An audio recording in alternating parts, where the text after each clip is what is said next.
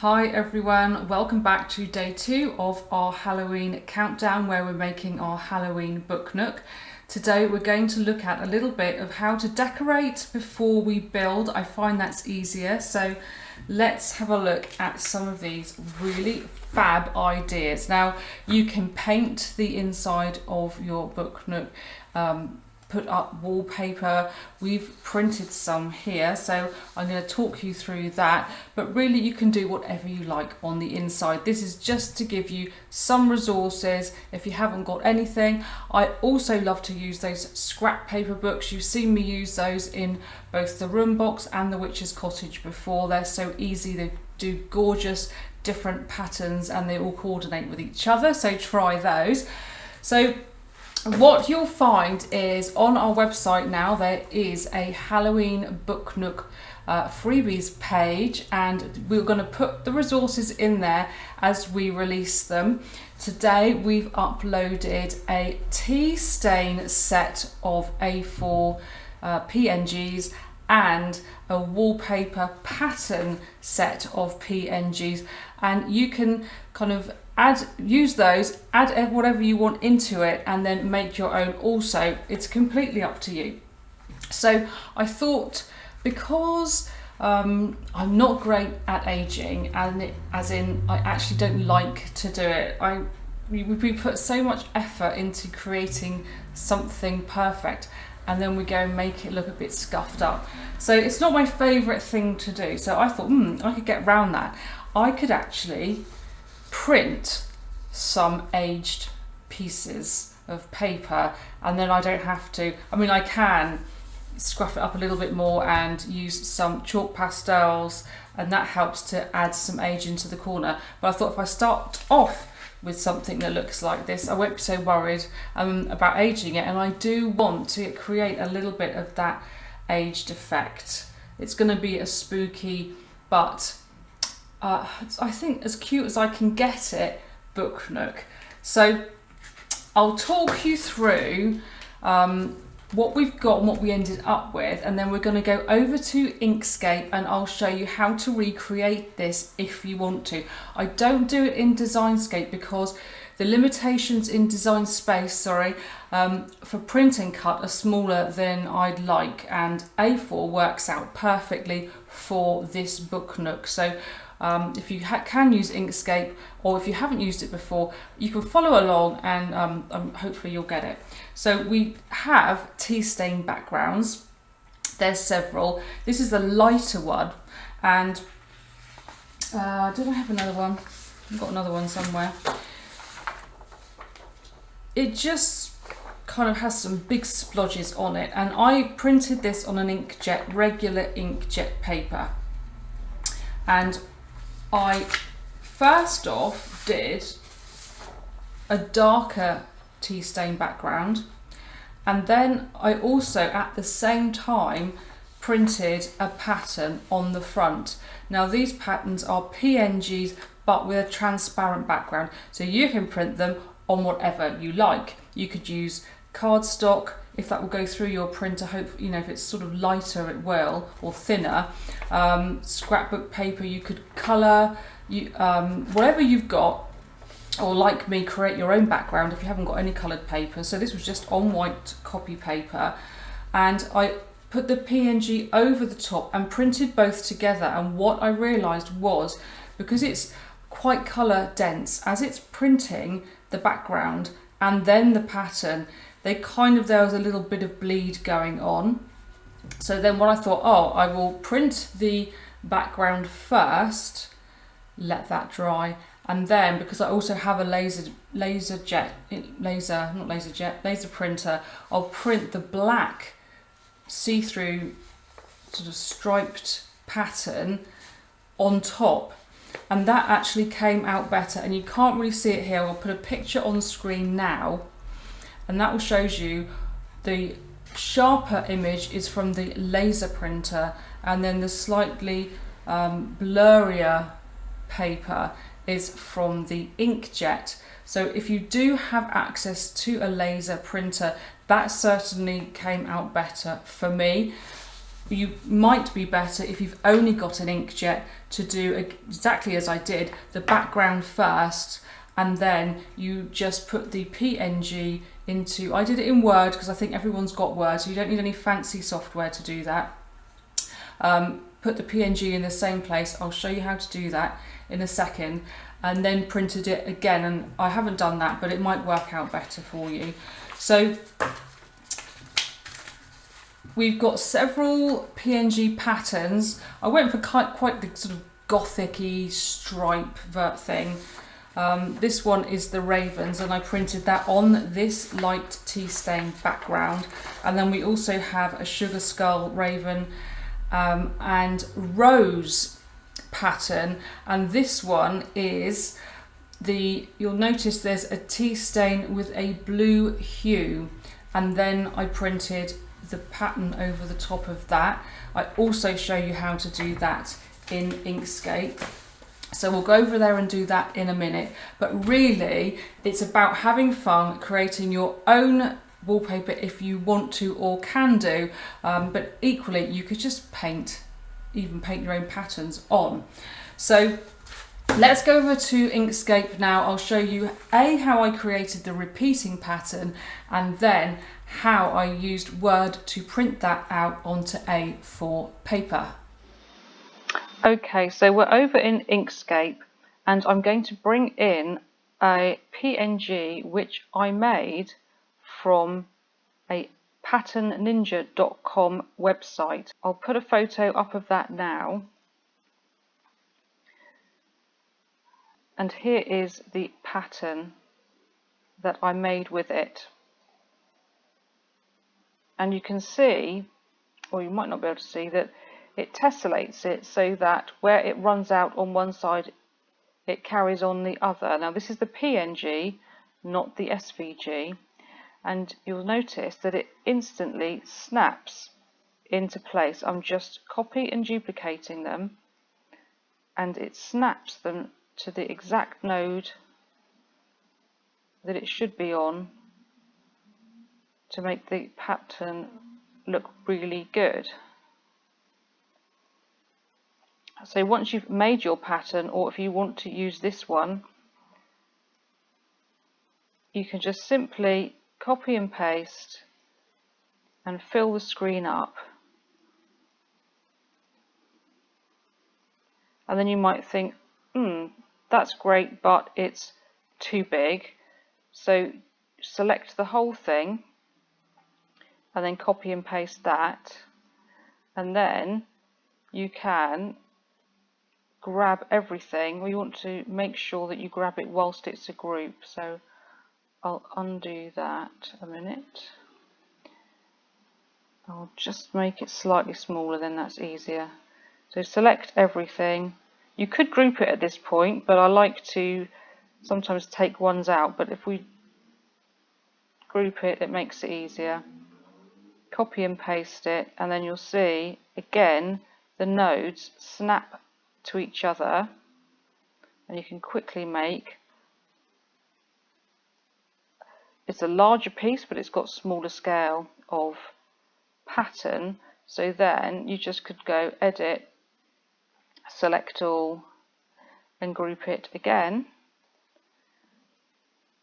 and then make sure you've got the padlock locked, and then you can just resize it. And you could keep doing that until you've got a scale of pattern that you want. You could go smaller than this again, and it's roughly A4. And then you would just want to export that as a PNG. So you do export as, you choose where you want to save it. You can't see this on my screen now, a pop-up screen, but I'm just choosing the folder where I want to save it, and then you call it whatever you want to there, and then you hit export, and it will send it to that folder. So we've got that now saved as a PNG in our folder. What we're going to do now is import one of those tea stained backgrounds So let's go for the lighter one. Again, you can't see my screen there, my menu that I'm clicking on. So that was one of the tea stain PNGs. And what we're going to do is create another layer here. And you'll see it snaps to the nodes very easily. And that's a really nice colour. Now what that is, down here you've got O for opacity, and it's at 22% because I already had this set. But typically that would be at 100, and you wouldn't be able to see the other tea stained wallpaper behind it. So you come down here to opacity and just take it down until it reaches a level of tint that you like. And it doesn't have to be really in your face, and it could be a pink hue or a lighter blue or the teal. The teal looks slightly older, that one looks slightly more modern. And then you can bring this one up and you'll notice it goes behind it. So all you do is object to top, and then that will put the pattern over the hue over the tea stained wallpaper. And you could, if I zoom back out again, if you want to change something and you want to get to the teal layer underneath, just do object and lower, and then it will put the pattern slightly behind it, and now we're dealing with the teal one again. And we could go even more faded than that. So you can have a play around with that. I really quite like the blues.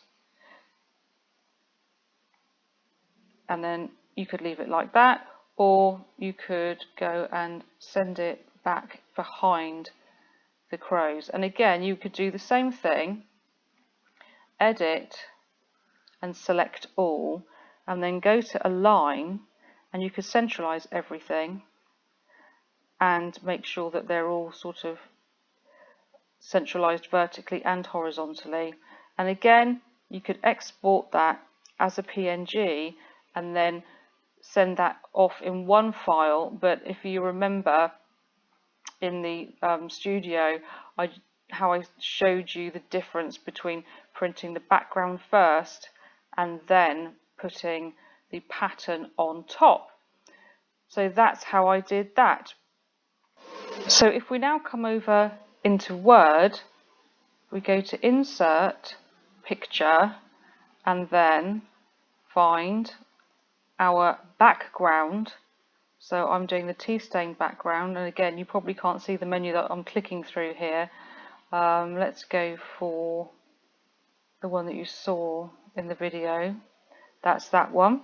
And there's quite a big margin here, and you want to get it bigger than that. So we go to Page Layout, Margins, and select Narrow. And then we can drag this to fill the page so that, and also make sure the position of it is centralized, and then it will always be centralized when you put the pattern, print the pattern over the top. So if we now said File and then Print, you can see on a print preview it's going to fill as much of the page as you can, but still staying within the narrow margins.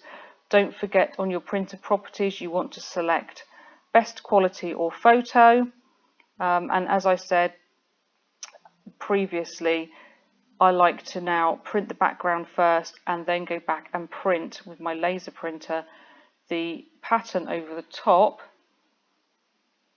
If you, or when it comes to the point that you want to print the pattern, we can delete that. We again insert, go to Pictures and the PNG wallpaper patterns. I've got so many files here, And if we brought in the stripes, you can see there, that's one of the other one, the portrait ones. This is in black colour only, but theoretically you could change the colour of this. It doesn't have to be in black. So you would need to do that back in Inkscape, the same as you would change the colour of any SVG. So you could change this to brown or grey, or even say shocking pink. So it doesn't have to be black. I just felt that for the Book Nook anyway, I liked the contrast of the black, and it looks a little bit more gothic.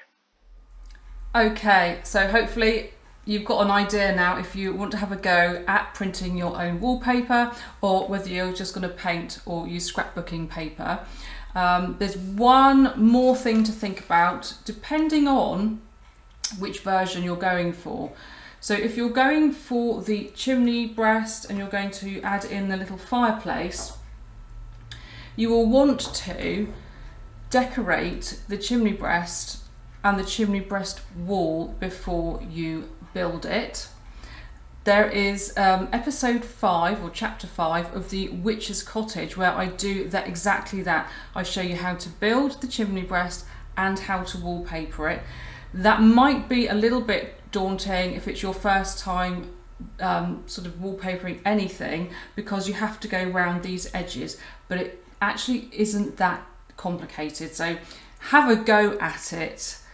If the worst comes to the worst, cut another chimney breast and paint it, but it does have a really nice effect. So I will be on mine, because I'm putting my chimney breast on the back wall, I'll be doing my raven stripe wallpaper on my back wall around my chimney breast, and then I'll be doing, I printed the same tea stain, I'm going to flip one upside down so they look different. I'm going to use those to create two coordinating walls in the Book Nook, so they match, they're the exact same colour, and we don't have to do any painting. So those will be going on my back wall and side walls. If you're going to do the back window wall, where we're looking through the window at the very back of the Book Nook to the silhouette trees behind, you'll want to decorate this wall before you fit your window.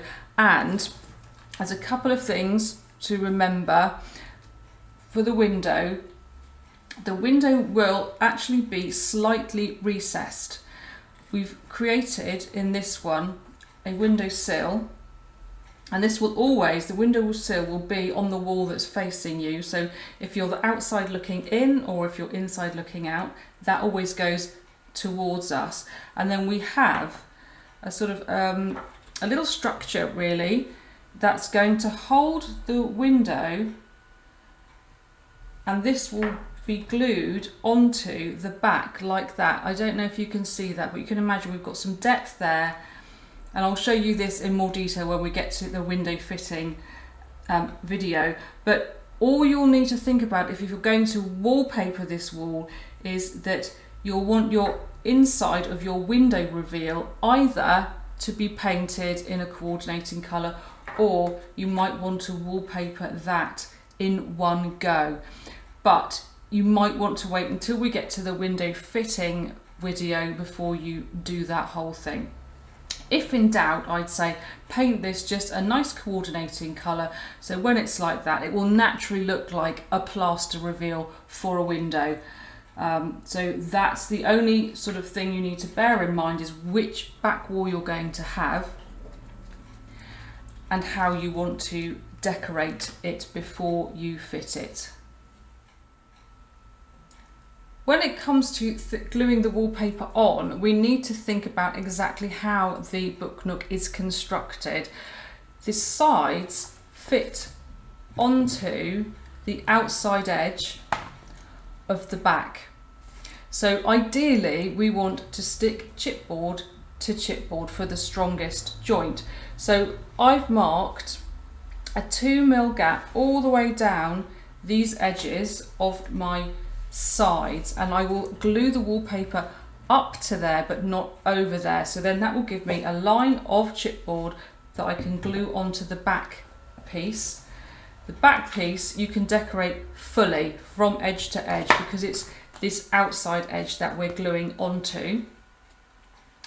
If you're doing it the other way around and you've got your window at the back going through to the silhouette of trees, you'll need to decide where that window wall is going, and then make sure that you only wallpaper this sort of the forward side of it, because that will be where your silhouette of trees and graveyard is. So that's unlikely that that would be wallpapered.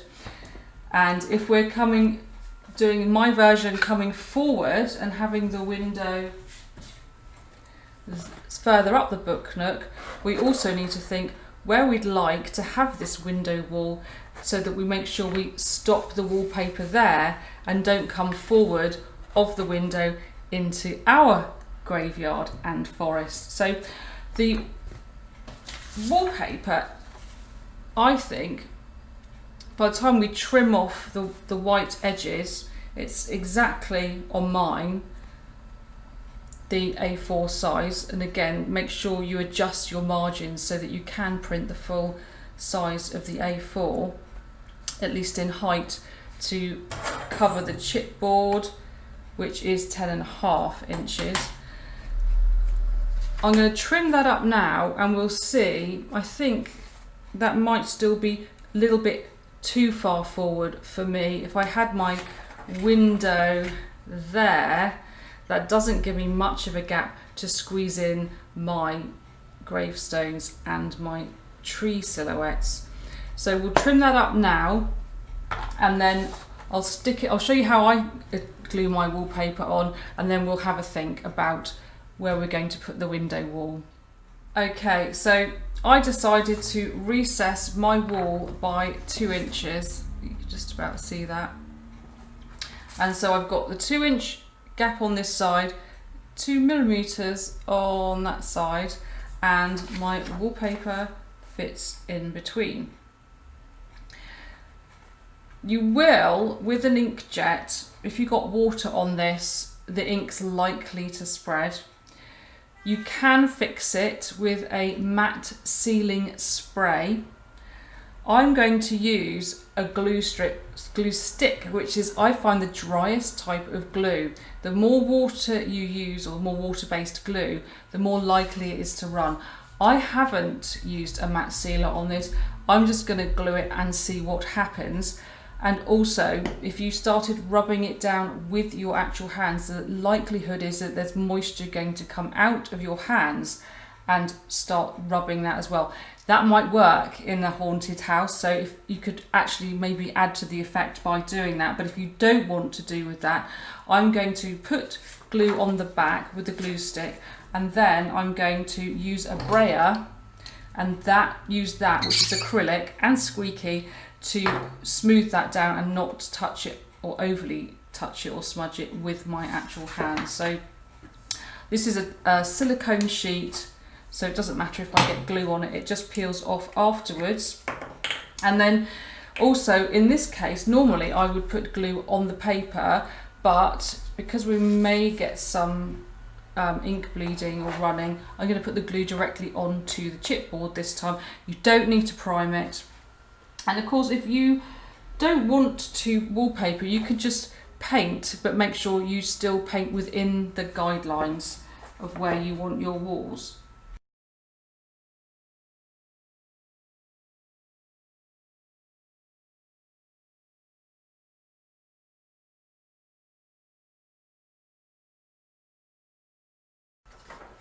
And then you just line it up with one edge.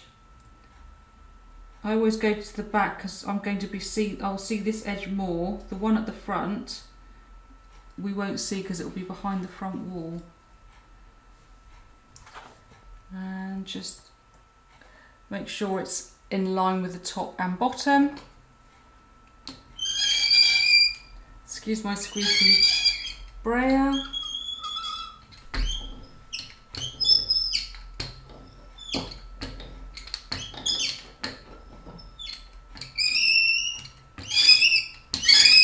And then just check if you can see any air bubbles, smooth them out.